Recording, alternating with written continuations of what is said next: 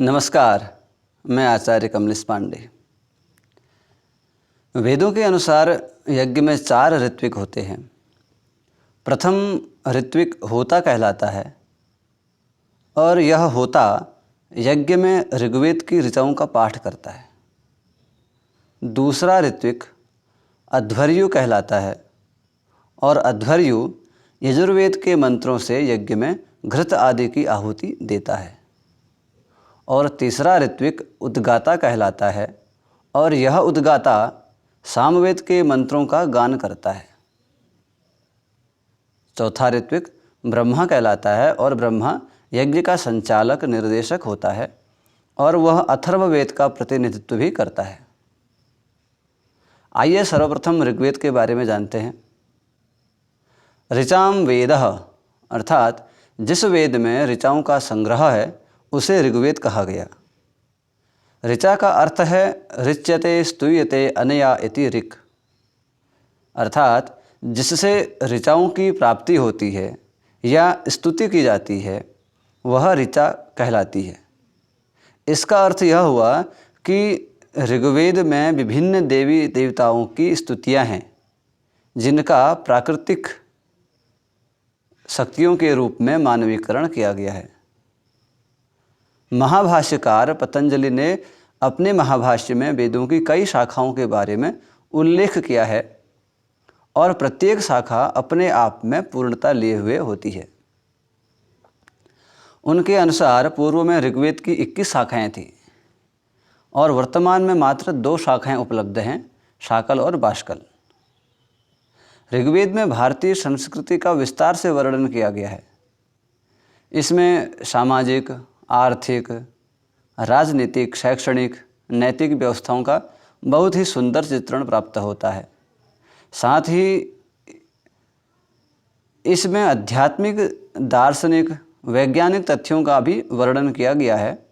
विशेष रूप से विभिन्न देवी देवताओं की स्तुतियां हैं और उन स्तुतियों के माध्यम से यश, विद्या, श्री, एकता आदि की प्राप्ति की प्रार्थना की गई है। और ऋग्वेद की शाकल शाखा में 10,552 ऋचाएँ हैं। ऋचाओं से मिलकर सूक्त बनते हैं और एक अध्याय में कई सारे सूक्त होते हैं। कुल 64 अध्याय हैं ऋग्वेद के अंतर्गत, जिन्हें 1028 सूक्तों और 10 मंडलों के अंतर्गत विभाजित किया गया है। इस प्रकार ऋग्वेद का विभाजन सूक्त, अध्याय और मंडल के रूप में किया गया है और प्रत्येक सूक्त एक विशिष्टता को लिए हुए है। इनमें से कुछ सूक्तों के बारे में समझते हैं। सर्वप्रथम पुरुष सूक्त के बारे में जानते हैं। यह सूक्त चारों वेदों में आया है। इसमें पुरुष अर्थात परमात्मा के विराट स्वरूप का वर्णन किया गया है और उसी से संपूर्ण विश्व की सृष्टि का वर्णन बता दिया गया है।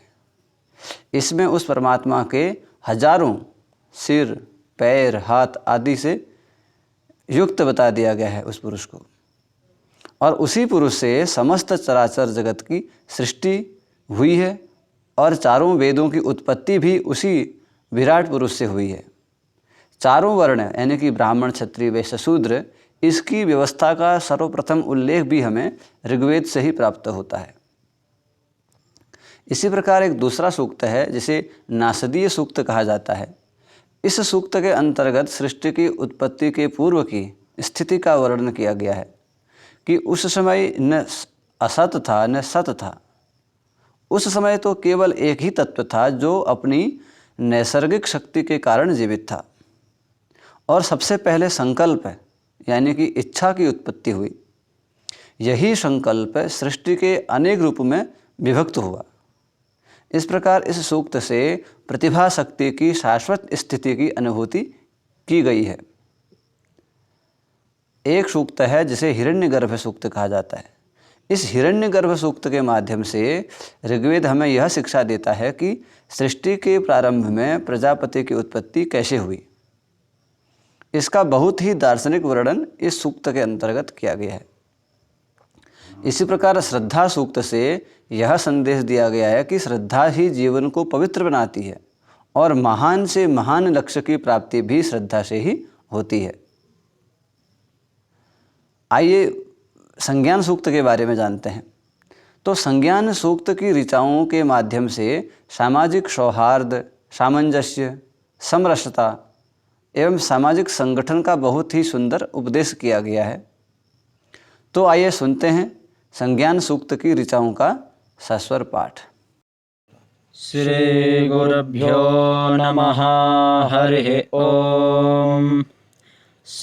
समिद्युवसे वृषन्नग्ने विश्वान्यर्य आ इळस्पदे समिध्यसे सनो वसून्याभरा संगच्छध्वं संवदध्वं संवो मनांसि जानताम् देवा भागं यथा पूर्वे संजानाना उपासते समानो मंत्रः समितिः समानी समानं मनः सह चित्तमेषाम् समानं मन्त्रमभिमन्त्रयेव समानेन वो हविषा जुहोमि समानीव आकूतिः समाना हृदयानि वः समानमस्तु वो मनो यथा वस्व सहासते।